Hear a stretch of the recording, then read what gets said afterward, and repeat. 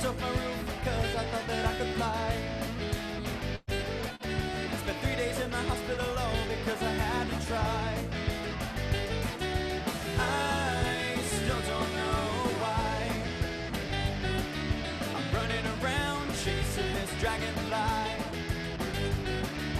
I still don't know how. I woke up this morning with only one eyebrow. I think that my mind's a little defective, caught up in the everyday traffic of different perspectives. Well, I need someone to call my own, someone to help me get out of this twilight zone. I think it could be you. The look in your eyes is telling me it could be true. But if you want me to be your Romeo, well, I can't do that, but I can always be your very own superhero. You be my Lois Lane, I'll be your Superman. We'll run away, I've got a plan. Yeah, yeah. Yeah, yeah. Yeah, yeah. Yeah, yeah. Yeah, yeah. Hi there, everybody, and welcome to WITticisms. This is episode 5 Woohoo! or so, give or take. Yes, that's right. We are still zooming our way into your homes, into your hearts. This is the cast of Wit Improv, and we're having fun doing this. Hopefully, you're still listening. Let me introduce the brilliant people that are surrounding me on this Zoom screen, or whose voices will be joining mine in just a few moments. Let's start with the Silver Fox himself, Mr. Vinny Natali. Hello! Welcome, everyone. Welcome back. That's all I got.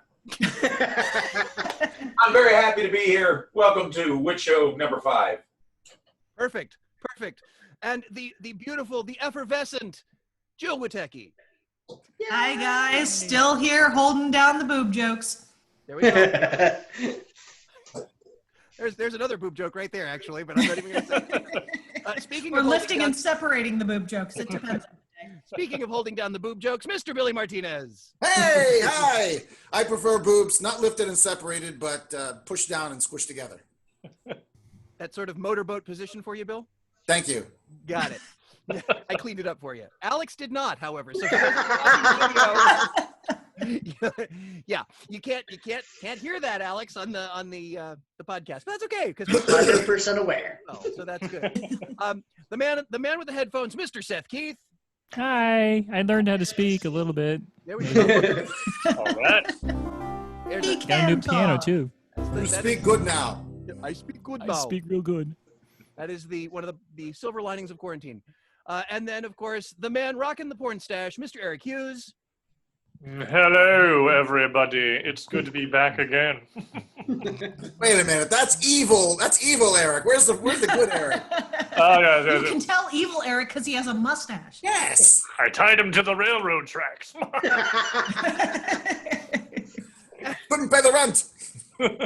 And of course, everyone's favorite little munchkin or homeless guy, Alex Crow. Hello, everybody. Not homeless, just rocking that chic look. It is very chic. Very chic. Very chic. Now, as those of you who have heard or seen our shows before, you know that they do get a little dicey from time to time. So it is important for us to give some sort of warning or disclaimer, but we're going to do it in our own special way, and that is we're going to start by giving you a good disclaimer. And to give us a good disclaimer is Mr. Vinny Natali. Vinny, give us a good disclaimer for our show. Hello, everybody. Thank you for joining us. We just wanted to let you know before we get started that even though this is a comedy show, sometimes we're going to say things that are a little, well, let's just say maybe blue. And if you're easily, I want to let you know before you start watching, this is a comedy show. It is going to get a little dirty at times. It is going to get a little raunchy at times. We're just a group of people having a good time, saying what we want to talk about. We have no intent to offend anybody. We just want to have some fun. So please watch this with a grain of salt. And remember, we're doing this for entertainment. We're not looking to upset anybody. And yeah, take it with a grain of salt. Wow, that was very good. That was a very good disclaimer. You used your announcer voice and everything. Good, I like that. Now to give us a bad disclaimer, Jill Witecki. Y'all, even Noah wasn't trapped on the ark for this long. 40-something of this stay-at-home stuff. And most of us have just 0 fucks left to give at this point. So if you're listening, send the kids out of the room, tell them to go get you a drink, drop it off, head to their room, and enjoy. Yes, that was bad. That was a bad disclaimer. And now, to give the absolute worst disclaimer we can come up with, I think it's me. So to give the possible worst disclaimer, as you're listening or watching this show, I know we're all tired of being trapped in our own homes, and this virus is driving us absolutely bonkers. And I just want everybody to know that as you watch, I mean, let's be honest, we're all sick of being home, so that means that we now have immunity to this virus. So I think everyone should just take whatever device you're watching or listening to us, take it outside, and I want you to lick it and then rub it up against your neighbor's face. And then I want you to sneeze on them. And then I think you should protest, because that's really what our show is all about. We are out there to prove that this whole coronavirus is just a big sham. We're really here to liberate humor, if you will. Liberate humor and make certain that that everyone stays entertained, whether they're sick or not. And that was the worst. Awful, Scott. That was That was absolutely the worst disclaimer.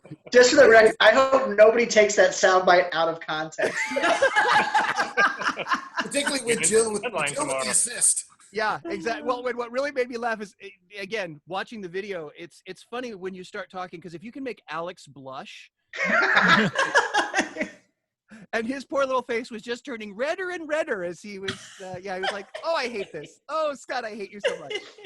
Shut up. It burns. It burns. It burns. So yes, we really are still in a quarantine, and it is frustrating for everybody. But you know what? There are some advantages, because let's face it, it brought us back together to start doing shows again, even though it's virtual. And hopefully after we can return to whatever the new world is going to be, we'll continue to do shows, hopefully live. That would be a lot more fun for all of us. But, WITticisms hopefully will, take a new form, and hopefully we'll continue sharing this information with you online as well. But since we are living in sort of a virtual world now, there are some things that we can do in the virtual world that we certainly can't do in the real world. I mean, there's some great advantages. So I thought let's kick off our first discussion today about things that you can do in the virtual world, whether it's a Zoom meeting or a conference call or whatever, things you can do in the virtual world that we could never get away with if we're the real world. Yeah. Well, So I've been playing this. Oh, sorry, Eric. I've been playing this game called Witcher 3. It's a brilliant game, and there's a lot of story to it, and you get to live as this monster hunter, which is kind of fun. But what I keep finding myself doing is you can go to whorehouses in the game, and I think I've completed about 10% of the story, but spent all the money I've made in the story at the whorehouse. Couldn't really get away with that in the real world. Actually, it's very much like the real world. Is that kind of like the whorehouse in Beetlejuice? Oh, maybe. Well, I, for one, haven't worn pants in at least 4 weeks, so I guess I can't really do that out in the real world. I might try at this point, because why not? I don't know. I think Eric might be kidding. I'm not sure. Don't stand up, Eric. But I legit have not worn shoes in a month. Like, if I need to walk outside or drive to the grocery store, it's flip-flops. I have not had a real pair of shoes on in a long time. So just to kind of piggyback on that, Jill, not to piggyback on Jill, that's going back to Alex's whorehouse. But, I too have not Anytime, worn love. Wow. I too have not worn shoes in a very, very long time. And I actually thought I was coming down with a disease because I've been wearing Birkenstocks, my Birkenstock sandals instead of shoes. And I obviously don't wear socks with those because I'm not 70. So I almost made Billy spit take. So the other day I was in the shower, I looked down at my feet and I noticed that I have these brown stripes across the middle of my foot. And I thought, what on earth is good? I have tan lines from my lack of shoes. That proves beyond a shadow of a doubt it has been far too long since I've worn actual shoes. How bright are the lights in your house? Oh, you're going outside. Oh. Yeah. And I'm actually, well, I have to walk the dog. That's not a euphemism. Oh, I actually have a dog. No, I was going to say. I have to actually. Then he'd have tan lines somewhere else if it wasn't. That's very true. Alex, you want to show us yours? Ooh. Okay. Yeah, I'm white, but right now that thing's looking like it's an Indian. And again, first racist comment from Alex Crow. So sorry. Good job. Never failed. Not if it's from India. If it looks Native American, then maybe it might be all right. It's been dipped in curry. I have found that this is not actually answering the question as far as the virtual world, but as far as what's going on, I've been sleeping at all odd hours. Like I'll take naps, which I never do.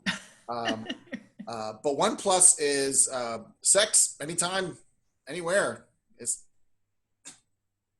Yeah, that's it. Are you having it now, Bill? Huh? Are you having it now? No, but right after this. Okay. You know what I mean? It's just there's no, you know, when you don't have to be somewhere or be at work or anywhere. There's sadly, this was my only appointment today. So afterwards. Clearly, Billy does not have any children living in his house. Correct. Well, I got all that shit out of the way. Quarantine or not, when you have kids in your house, you're not having sex ever. I took those 18 years of miserable hopelessness and moved it away. It's gone. So now I'm free. Of course, they're in their 30s now, and I still got to pay their phone bill and their car insurance. But cut them off. I can fuck when I want. So you know. And to tag on to what Joe's saying, we had a conversation with Ramona the other day. I'm like, you have to give mommy and daddy privacy. We just need 30 minutes at most. Good. Yep. Did you give her So that's 10 minutes of foreplay, 2 minutes of sex, and then 18 minutes of crime. Or cleanup, however it goes. We'll see. Whatever. Well, or 18 minutes of crying, which is what kicks off the whole thing. And then crying, to some it's crying, to others it's foreplay. Stop beating up mommy. Just explain to her that if she ever wants to have a little brother or sister, she needs to go in the other room for a while. Go away. Just go away. I think it's a learning opportunity. Teach her to tell time. There you go. I'm glad that's the lesson you went with, because I got really That could concerned. have gone real wrong real fast. You guys think I'm much worse than I really am. I'm really No, not. we know you're much worse than you really are. Except whenever she counts 12 minutes, at that point she has to go, oh God, oh God, oh God. That's something for the psychiatrist when she's 18. Oh, 12 minutes, oh God, oh God, oh God. oh God, oh God, oh God, oh God. That's when the phone call from daycare comes. You're praying. So, Vinny, what are you doing now that you can't do in the real world? It's funny, but it's the same thing as Billy. Sex anytime I want, except that I'm alone. So,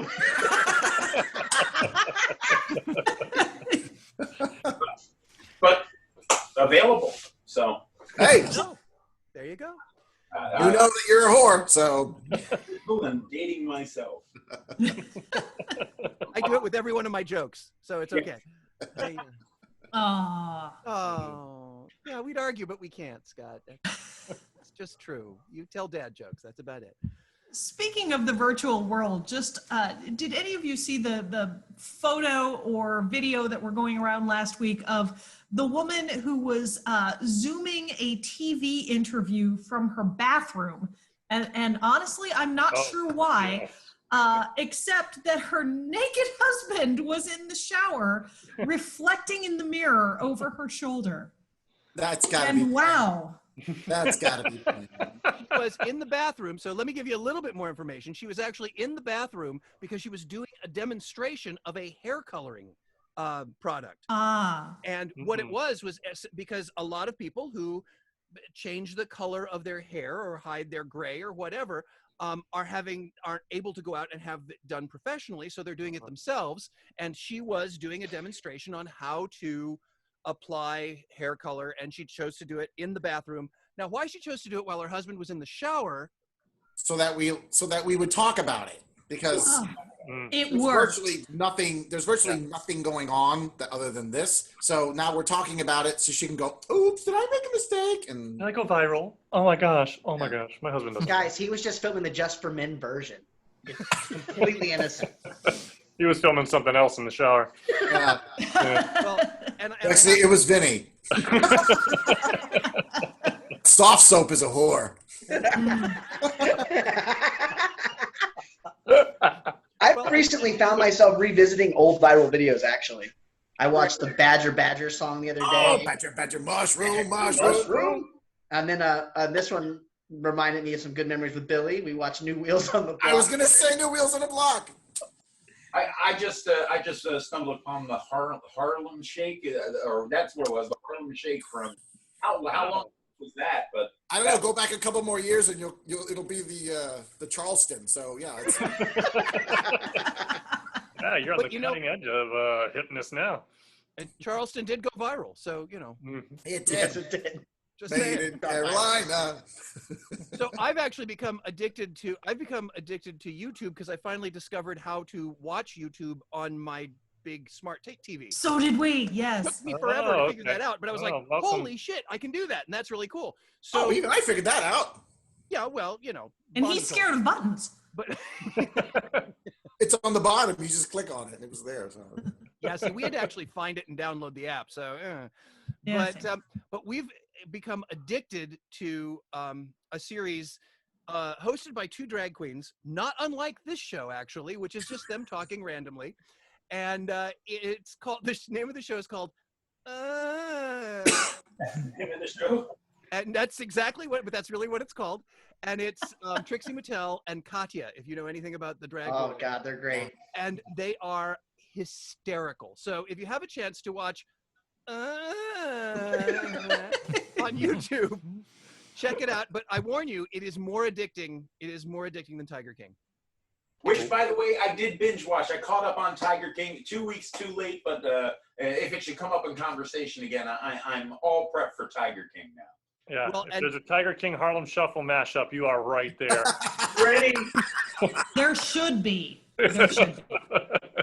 So we also found something about two other drag. I guess I only watch drag queens on YouTube. I don't know, but once you, it's just like anything else online. Once you watch one thing, you keep getting ads for everything else that is sort of similar to it.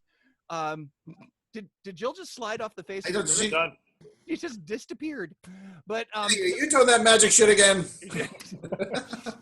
I had to wipe my nose. on what? Your nose. Sure. But it's two other drag queens watching Tiger King, and I was like this needs embellishment. You know, what the hell? Yeah. That's going to be the next round, though, is people watching Tiger King. It's like the unboxing videos for kids' toys. Or Alex, Two Girls in a Cup. It's you again.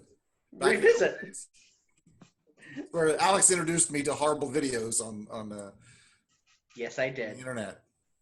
I would pay money though to watch Alaska do a reaction video to Tiger King.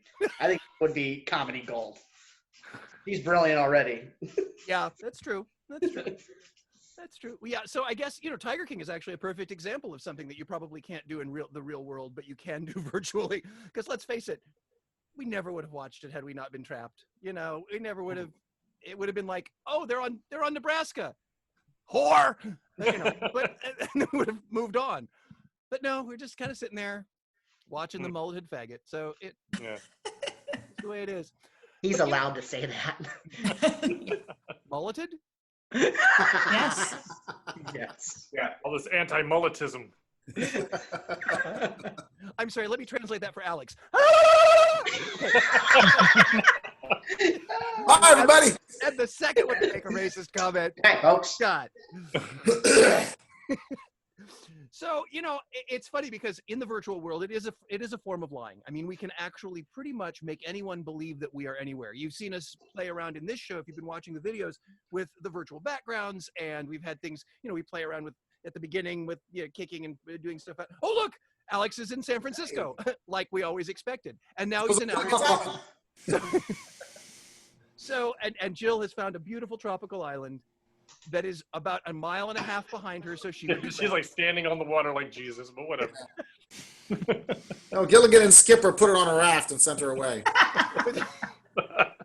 But She kept cock blocking Ginger. You'll be hating my coconuts. She did fuck the professor before she left, so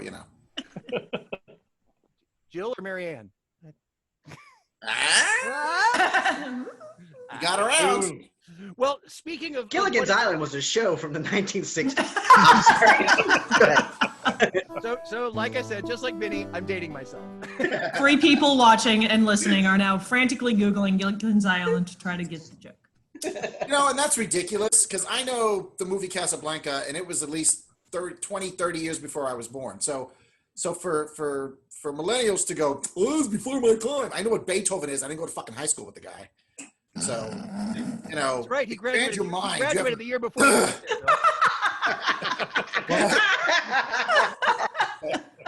I said he graduated the year before you got there. So. Yeah, he did. He was in my class. Sophomore. But speaking of truth and lies, because let's face it, we make a career out of it.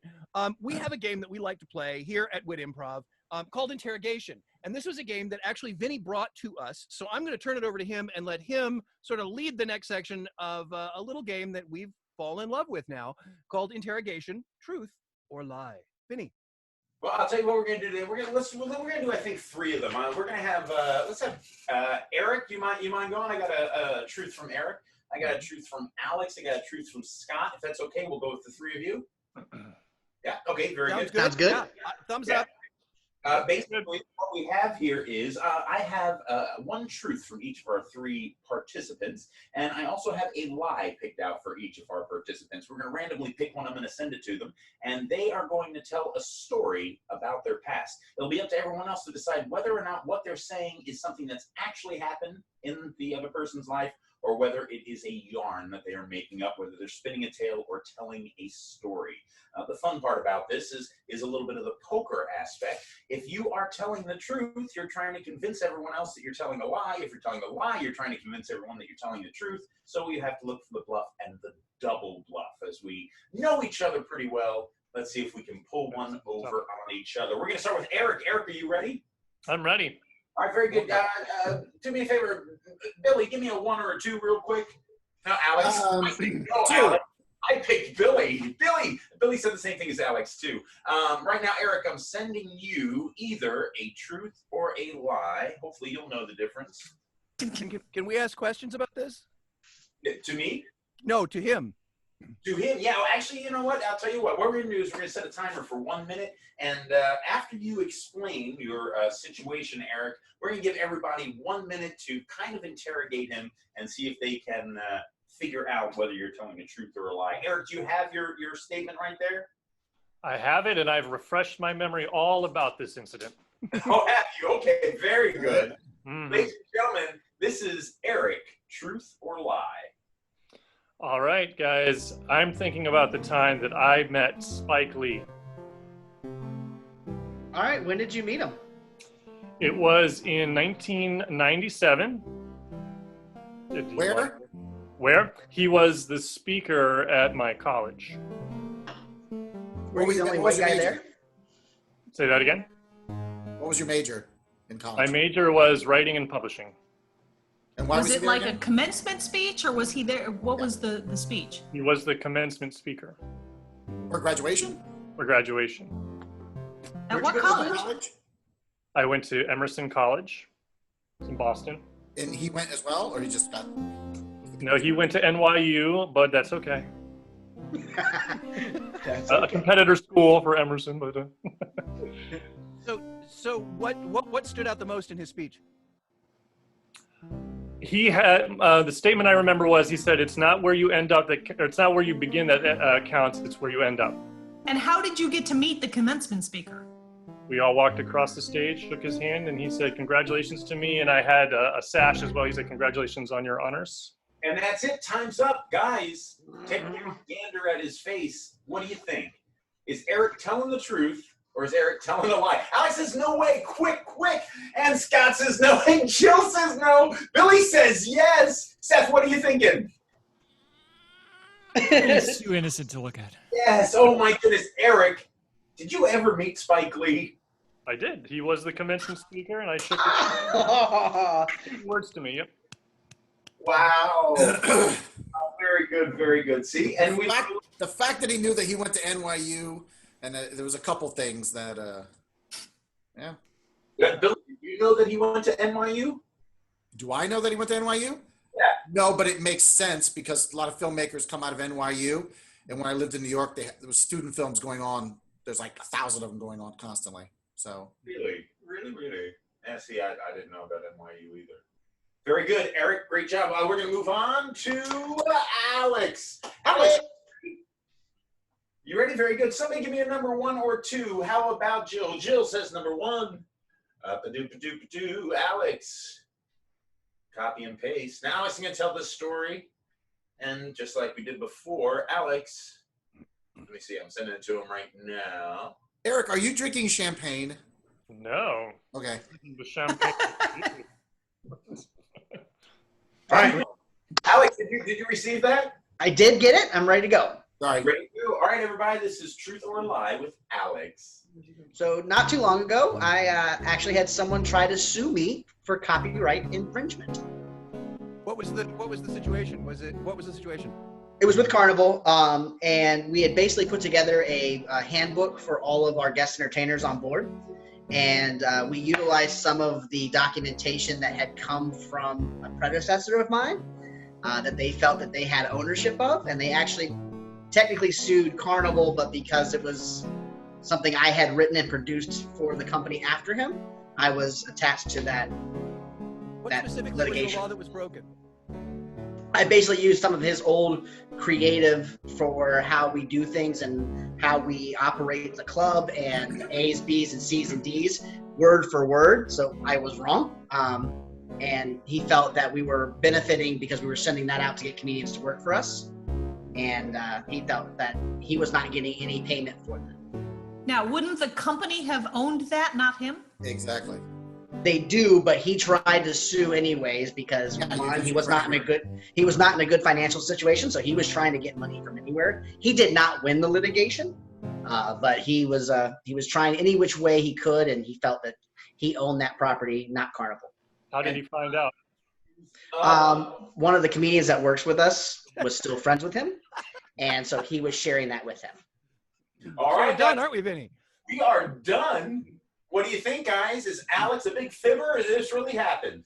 Jill says yes, this happened. Scott says yes, this happened. Eric said yes, this happened. I think it's feasible.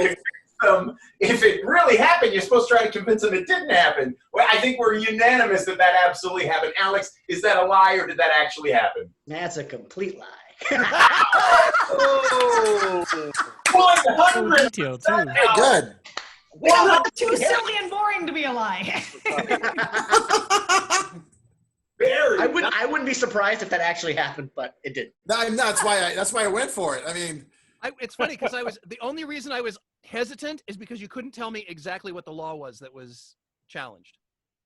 Oh boy, he was good. I was because I knew it was a lie. I'm watching, going, Well, wow.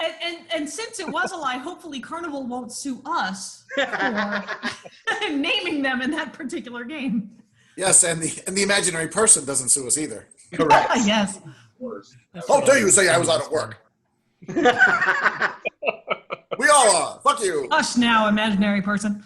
We are going to play one more time. Scott, Are you ready to go here? Yes, I'm ready to go. Very good. I need a number for Scott, 1 or 2, to pick out his truth or lie. Let me see. Eric, give me a number 1 or 2. Dang it. I'll say do a number 1. Number 1. All righty. Sorry, I'm just copy and paste right now. I'm going to send this over to Scootra B. Scootra. Here it comes. Not time yet, Billy. Not time yet. After the show. All right. Oh, Vinny, you sent it to everybody. Did I really? That's a No, long I just want to get you freaked out. Sorry. I'm gonna say that for Alex now. It's funny because I actually almost started typing it to everybody, and then I switched over, and right when you said, "Oh, you sent it to everybody." Everyone's gonna think we're not really improving. There's a lot. Yeah, did you get it though? I did get it, yes. All 2 people watching. If there's more than 2 people, please let us know. Right, thank you. Truth or lie with Scott Swenson. I once got into an argument with Mel Gibson. About What was it about? So again, similar to Alex's story, it did involve a contractual agreement. We were trying to book him for one of my clients and to do an appearance. And normally that's handled through his people, through his agency. But for some reason, his agent kind of put it over in his hands. And basically it was all about the details of the appearance. It's the stuff that he wanted was outlandish and ridiculous and obviously something we couldn't do. And he had said originally that he was very interested in helping out this particular organization, but unfortunately that changed very quickly when we weren't able to, everything from a massage upon landing in Tampa to a specific hotel to just a bunch of stuff that we just couldn't accommodate. And was this a paid appearance or a charity appearance? This was a charity appearance. Was there any anti-Semitism involved?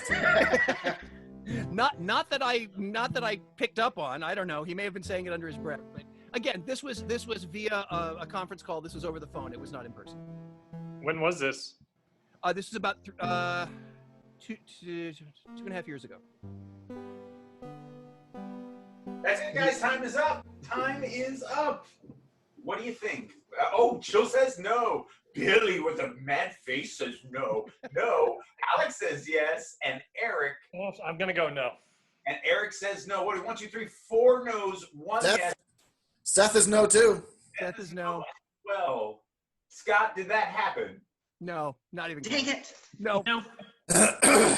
No. Scott's such a good liar. One, I always assume. That was a hard one, though. Yeah. Massage upon getting the Tampa. No, that's not the part that convinced me it was a lie. I believe that part. I don't believe that somebody that is that A-list would ever not hide behind their agent for negotiations. Exactly. That's why it was tricky. But I'll tell you, in Tampa, the massage upon landing is actually from a celebrity who came to a theme park that I worked at, which shall remain nameless. Yeah. I believe that. That was a true. Does the celebrity have to remain nameless? Let me ask this. Is the celebrity a magician? No, the celebrity is not a magician. Is the celebrity still a celebrity? Or are they sort of? Yes. Really? Yes, and probably. They're now the president. Watching the show. The president of the United States now. No. No, this was for the opening of a specific attraction, and I will say I won't name the celebrity, but I will tell you what this male celebrity's agent referred to him as when he wasn't in the room, and that was Precious. So. So anyway, I kind of wish your story was true though, because I had this mental image of Mel Gibson at the Holy Land Experience, and it was just brilliant.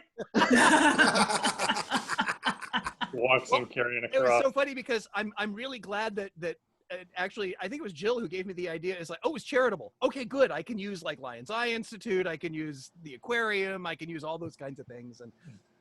But I couldn't lie well enough anyway, so never mind. Yeah, what good for me was 2.5 years ago. I was like, who still wants Mel Gibson to show up? That seems more like a lie. Yeah. Well, and the thing was, that's why I didn't want to make it too long ago, because then he really wouldn't have talked to me. So 2.5 years ago, he might be desperate. I don't know. But Tom Cruise. It was a last-minute switch to Mel Gibson. I almost went with Tom Cruise, an argument with Tom Cruise. oh, see, I could have done that one. I Oh, could yeah. have locked you in on that Half one. the people on the screen actually have met him. Uh-huh. Yeah, exactly. I met All him right. dressed as a tiger. Him or you? I was just going to say. Me. Okay. Wow. I met him holding a flamingo. You or him? Again, me. Do you want to tell your story about the monkeys, Jill? No, never mind. Not the animal, the band. I know. So enough of us rambling on. All too often, individual members of this group don't get a chance to share their thoughts and to really rant and spill their minds. And I think that we all have a tendency to just bowl over one another. So now it is time for all of us to just hush up and let one of us just rant. So it's time for that ongoing section in all of our shows, What's on Someone's Mind? And we're going to focus on Mr. Alex Crow. So Alex, what's on your mind? So lately, I've been having a little bit of a struggle with my child. We've been on this quarantine situation for about a month and a half, and I love her, and my wife loves her. And when she's not around, we miss her. But then she comes home from daycare, and we want her to go back. And I don't know if that's a normal parenting thing or if there's something wrong with us. So I get really upset because I want to have her around and be that great loving father that she tells stories about when she's older. But then she annoys the hell out of me to the point where I just want to give her away and have the Goblin King come from Labyrinth and say, Jareth, take her. Scott has the outfit, so. So yeah, that's lately what's been on my mind is am I a bad parent because I love my kid, but there's a lot of times I don't want my kid around. Okay, so let's start because keep in mind I have a daughter that's about exactly the same age as yours by about 24 hours, I believe. Right. And the fact that in the midst of all of this, you still have a daycare that's open to send her to, I would just like to share a giant double fuck you. Because my daughter that's that age and the littler one who's 3 years younger, their daycare closed. And so now they're at my house every single day. But do you have the same feelings I'm talking about when you're just go? I love my children dearly. And so does my husband. And yet he has mentioned more than once that he does not think there's an age restriction on when you can turn them over to the fire station. So it's just, there's a lot of family togetherness going on. And not only has it weighed on us, but they have figured out exactly how to push each other's buttons and exactly how to push our buttons. And there's a lot of button pushing going on in our house right now. Over here too. Oh, you mean? Yeah. Shut up, Billy. The grown-ups are talking. I guarantee a lot of parents listening who are having the exact same thoughts. I've heard a lot of people say that. You got. We're hoping. Everybody who's listening, everybody remembers. You want to be there for your kids in this time of pandemic and crisis and new situation and everything. But the adults are going through it as well. It's a brand new situation for all of us. We're spending more time locked in a room. We're locked in a house with our kids, and don't be upset with yourself for those feelings because you're concentrating on taking care of them, and this new situation is hard. It does not mean you're a bad parent. No. Listen, both my boys, my son and my nephew, my son's 30, my nephew's 31, but raising them in many cases by myself. I had help from my late mother and then of course later Bonnie, but these are new people. I mean, think about the people that you've known for 15, 20 years. Here's now someone you've only known for 4 years. You just met them, so yes, you're their parent, so you feel guilty that you don't have this instinctive Darwinistic need to love them, but they're just people. And you just met them. You're just getting to know them, and it's easy for anything that's on you that much. When you're working and you see them every once in a while, every moment is precious, and I get that. But when they're constantly there, they're just like every other thing. Even you know, your spouse or your mate or whoever. You know, some people need that distance, and if someone's up your shit all the time, they're gonna make you crazy. You're called out. Well, it's funny because like Ramona is obsessed with wrestling. She just loves watching it. And so every night before bed, she wants to have a wrestling match. And I have to stop myself going like, I could slam her and just knock her out. And I can get a night of sleep. Learn a sleeper hold. Knock out your children. Right. Would never do it. But there's always that fleeting thought of like, I could make this slam a little bit more real. Yeah, and honestly, that's probably more healthy than someone who thinks this is just the greatest thing, because that person doesn't have something right in their head. That person who thinks, oh, I'm so blessed. I'm so blessed. No, something's wrong with you. So I Jill, can, you know. Oh, no, go sorry, ahead, Eric. Go ahead. No, all I was going to say was, you know, there's it's funny as the sole woman in the group. I often enjoy listening to kind of the male perspective on things like this. And so, one, Alex, I want to like just kudos for actually saying it out loud, because that takes a lot of guts. Because, like Billy said, there are so many people out there who are, you know, Instagramming pictures of the 3-course lunch they made for their child in quarantine, and you know, now they've got this beautiful chores chart on the refrigerator, and that's just not reality for most people. Most people are trying to get through this and pulling their hair out, and you've got the stress of paying your bills on top of the stress of raising a child anyway, and then put a pandemic on top of that and see how it feels. And in a lot of the moms groups, there's a lot of talk of this, like, this guilt, the guilt that you're explaining of, you know, I don't feel like I have enough time for myself. I don't feel like I have enough bandwidth to be a good parent right now. And every time I say that out loud, somebody makes me feel guilty by saying, yeah, but at least you don't have, you know, an ailing grandparent thrown in on top of it. Well, bullshit. You're allowed to feel your feelings. And again, kudos for saying them out loud. Well, Jill, I didn't mean my. just Go ahead, so you Jessica. know, I did look up, and there isn't an age limit on turning your kids into the fire department. Good to know. However, Good to know. however, the one restriction is that they must fit in that box. So start teaching your kids yoga. Yeah. Oh, I was like, I can make them fit. They have to be breathing. You can't Oh, chop sorry. them up. Wrestling. You Yeah. cannot chop them up before you put them in that box. I did not mean for my rant to turn into therapy, but it really was. Thank you. There you go. Well, you know, at Not a Wit cup. Improv, we And like once to this is all over, Alex, we need to plan some play dates because our kids are the same age. Yeah, Ramona will be body slamming your girls. I don't know. Cassie's kind of a scrapper. I was gonna say Cassie is gonna shoot her down with a look that will throw her to the ground. There will be some stern words. There will be some. She's the next X-Man. You know, she's gonna have that mental power to just throw you to the ground just by looking at you. Great. Yeah. She's learning her withering looks from her mother. There you go.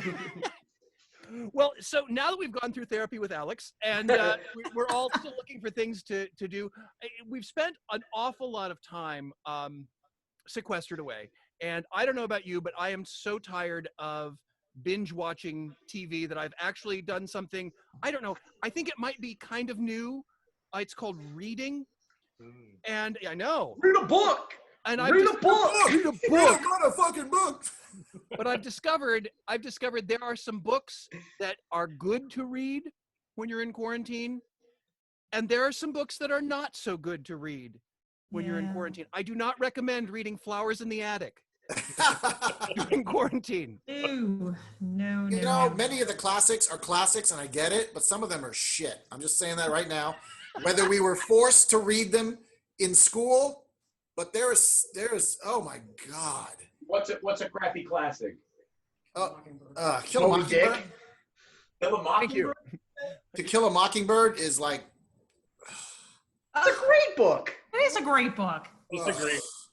Then you must like that show where the women are all having to make babies with the dystopian whatever the fuck that The is. Handmaid's Tale. Handmaid. Oh, That's how not a miserable See, is haven't that? seen that yet. Housewives of Not on Disney Atlanta. Junior. I haven't seen What? Housewives of Atlanta. Is that the one? Flowers for Algernon's not bad if you don't want to read Flowers in the Attic. Other books about flowers. Yeah, books about flowers are fine. Flowers in the Attic is not about flowers. Just saying. Of Mice and Men, they look at the flowers. And they Yeah. pet the kitties. Yep. Tell me about the rabbits, George. The rabbits, not kitties, sorry. Okay, pet him. I'm actually, this will tie in a couple of different things. As many of you, Scott, you in particular know, the venue that I work at is purportedly haunted. And not too long ago, we had a group of people, including a couple of psychics in there, who said that one of the presences in the basement of the building, they thought might be Josephine Baker. And as you can see from the poster behind me, that actually kind of piqued my interest because I am a fan of Ms. Baker. She is from St. Louis, just like I am. And so I kind of made it my mission to find out whether there was any chance that Josephine Baker might ever have been in my building. So I got a great biography of hers that was written by one of her adopted children. And I've been working my way through it. And so far, it would seem to indicate that there's not a chance that she was ever actually in that building. But it has been really interesting learning much more about this person that I've had hanging on the wall of my dining room for a long time. There's a janitor that worked there many years ago named Joe Baker. That's probably That's a good chance. I also like to wear banana skirts.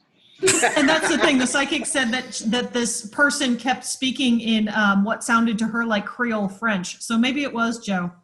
Yeah, could be. He's fabulous. I just can't imagine Josephine Baker. And hey, look, I love Tampa, and the Tampa Theater is beautiful. But why, if you're going to spend eternity, why here?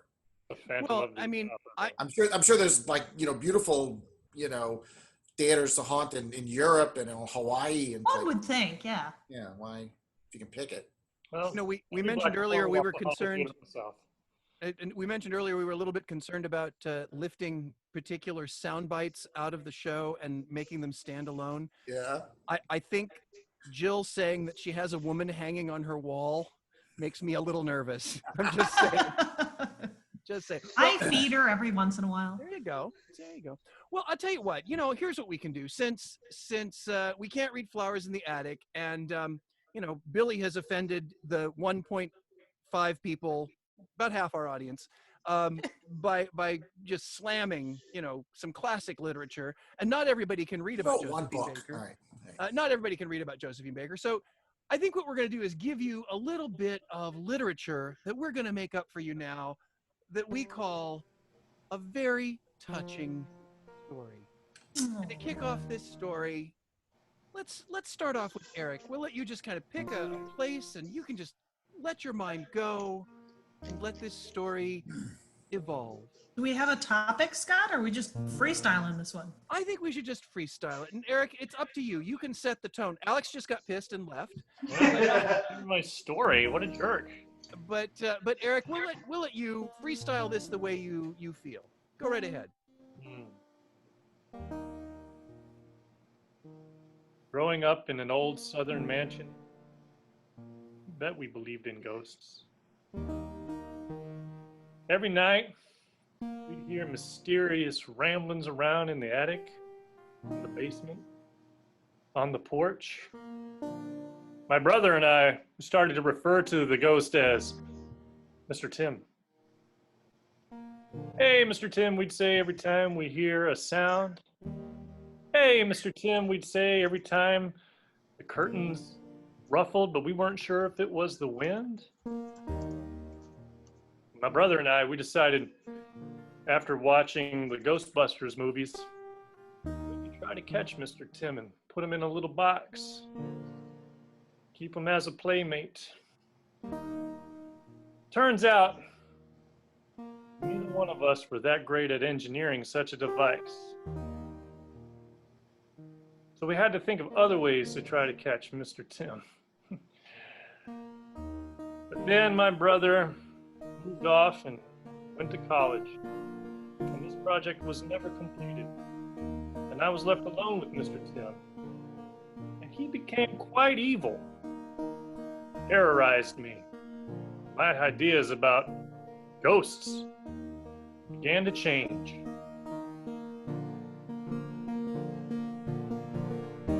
The boys called him Mr. Tim. They didn't know, and I didn't want to tell them. They weren't really old enough for something like that. The old house had a history. It wasn't a good one. Previous owner was not a nice man. Kept some people prisoner in the basement. Kept a woman hanging on his wall. Didn't feed her very often. He was awful to his kids. Chopped one of them up in little pieces and stuffed her in a box. Made the other ones wrestle for his own amusement. And yes, his name was Tim.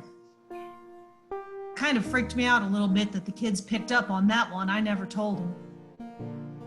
So even though I never experienced the spirit that was living around that old house, I had no doubt my boys had met Mr. Tim. In the beginning, it was fine, you know. They'd say that they would hear stuff out on the porch or hear weird noises down the basement or that their curtains in their room would move. It seemed harmless enough. And they decided they were going to catch Mr. Tim. They took a shoebox and wrapped it in foil and glued some pom-poms to the side, and then they'd slide it across the room and act like they'd caught something. It was adorable. It was adorable until the day they accidentally caught that rat, but that's a whole different story. Anyway, after a while, the things that were happening around the house started to get worse. The boys were getting older, and they were starting to ask some questions. And I think Mr. Tim was starting to realize that maybe he wasn't as welcome around the old house as he thought he had been. But the real problem came the day we invited Father Mike over to invite Mr. Tim to leave. That's when the walls started bleeding. Large amounts of sewage and feces blasting from the toilets. It was a difficult time living there. It almost seemed like Mr. Tim was angry. And I mean angry like in that Poltergeist movie angry. Like he was upset about something. So we had a seance. We decided that it was time to call him out and to try and speak with him and find out why he was so upset, why he was so depressed. Here in the South, we have a lot of culture, and we're blessed with many authors, particularly in Alabama. Mr. Tim finally did speak to us and told us he was extremely depressed because of 2 books he had read from Harper Lee. That's actually what killed him, we find. The fact that everyone loved these books, and they're well written, but they're so depressing. He said people like getting depressed and reading sad things. It makes them feel like their life is better. That's all well and good. The seance did last 3 days. Then we found that the garden that we were growing out back had some sort of hemlock derivative growing there as well. We were all high on acid. There was no Mr. Tim. The walls weren't bleeding. And we lived in Pennsylvania.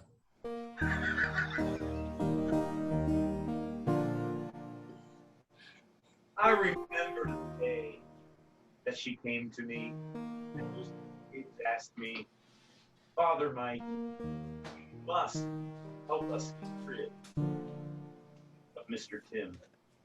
And I remember how clearly I looked him in the eyes and said, I wish you would call me Dad. But I'll do what I can. They brought me a crucifix that they had made out of stick, some holy toilet water or something. I'm not exactly sure what I was supposed to do with it.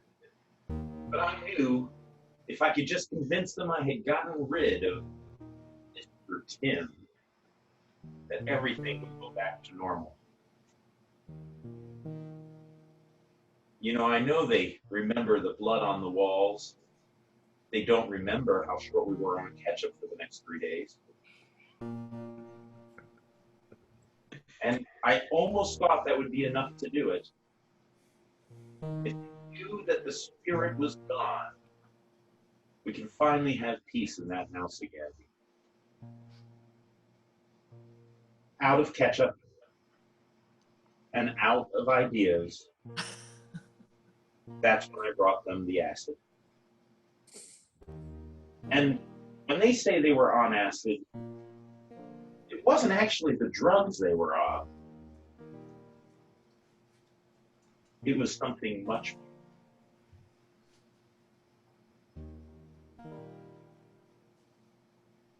Mr. Tim, I'm never leaving this house again. The walls are gonna bleed. And guess what? I'm an old Confederate soldier, and I'm never, ever leaving the South. This is my home.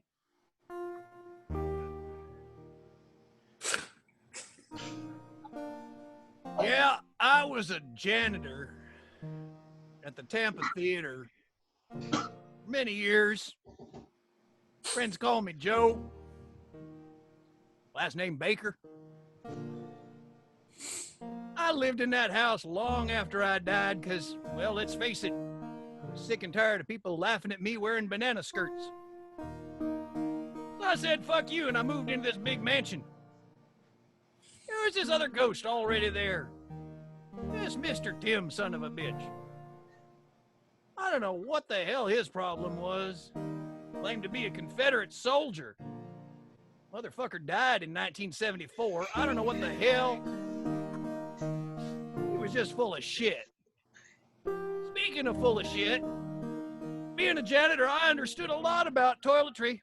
That's right, I understood all about sewage. I even tried to drive that son of a bitch out by making every single toilet in that goddamn house explode. Nothing. Nothing. I couldn't get the smell of ketchup out of that house by doing anything. Never quite understood why that entire family thought that their father or husband was a priest. Don't get it. I just don't fucking get it. But the truth is, when you're a janitor, you got to clean things up. That's what I did. I tried to clean things up the best I could. And then I too had to move on.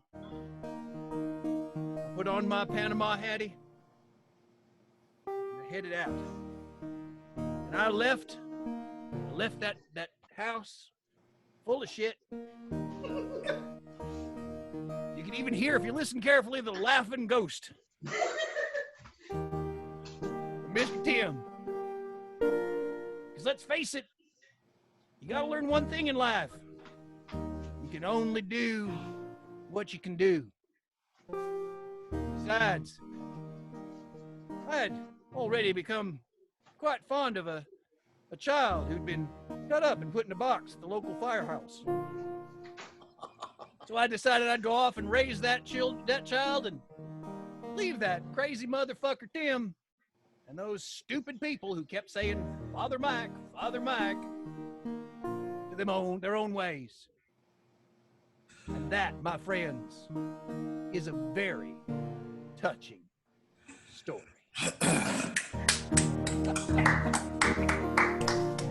Lord. All right. Enough of this. We've gone on forever. In true form, we're going to end our show with an Irish drinking song. For all of you who have been listening, thank you all so very, very much. Hopefully you're sharing this with everybody you know. You can both listen to us on as a podcast, and you can also watch us on YouTube. Make sure that if you do enjoy it, share it with other people. And if you don't, then just keep your mouth shut. And, we'll just keep doing this because we're having fun. All right. So let's see. Irish drinking song. We've talked about so many things, so very many things. I think our Irish drinking song should be about shitty, crappy classic literature. Shitty classic literature. Now, is Alex still here or is he gone? I don't know. Did we lose Alex? The little box is still open, but You heard shit There's running down the wall. nobody don't go in like it. this. But I think we lost Alex. Well, okay. I'll start. maybe he went to the bathroom. Or maybe he just had to leave. Let's face it. We all have lives outside of here. Not really. So maybe I'll start. Okay. Yeah. So shitty classic literature. Oh. Oh. Heidi, Heidi, Heidi, Heidi, Heidi, Heidi, Heidi. I love reading a book. I like Really passes the time. Hold on, Billy screwed up. Yeah, Oh, Billy I'm messed sorry. it up. So it's me, Eric, Billy, Jill, Vinny. Got it. Oh, Oh. Heidi, Heidi, Heidi, Heidi, Heidi, Heidi, Heidi. And I messed up. Oh well. I like reading a book. I read them every night. It really passes the time. It makes me want to fight. My favorite book. It's a real classic. And I like to eat it with a blast. With a pickle that's Vlasic.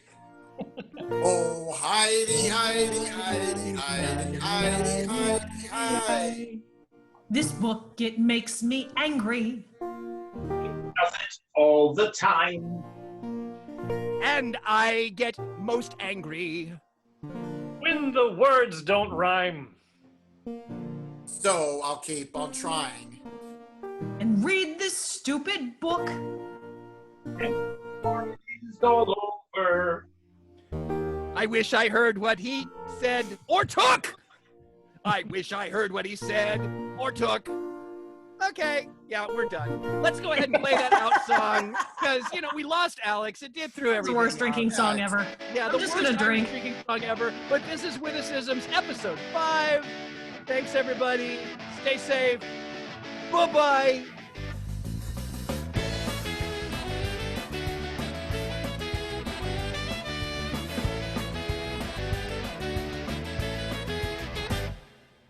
I'm a superhero running through the rain.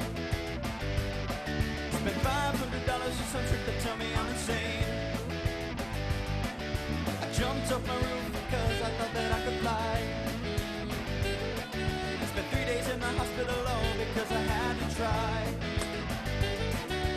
I still don't know why.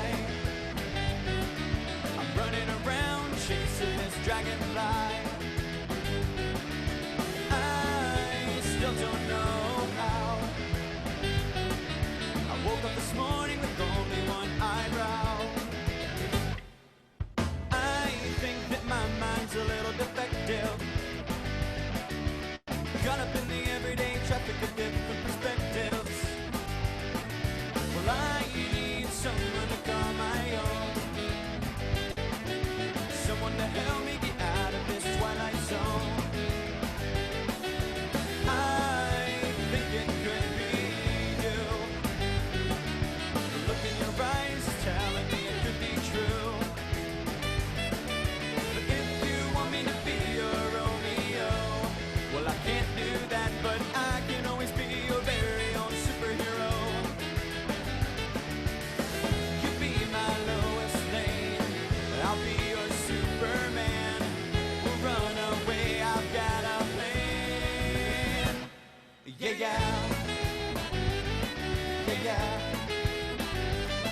Yeah, yeah. Yeah, yeah.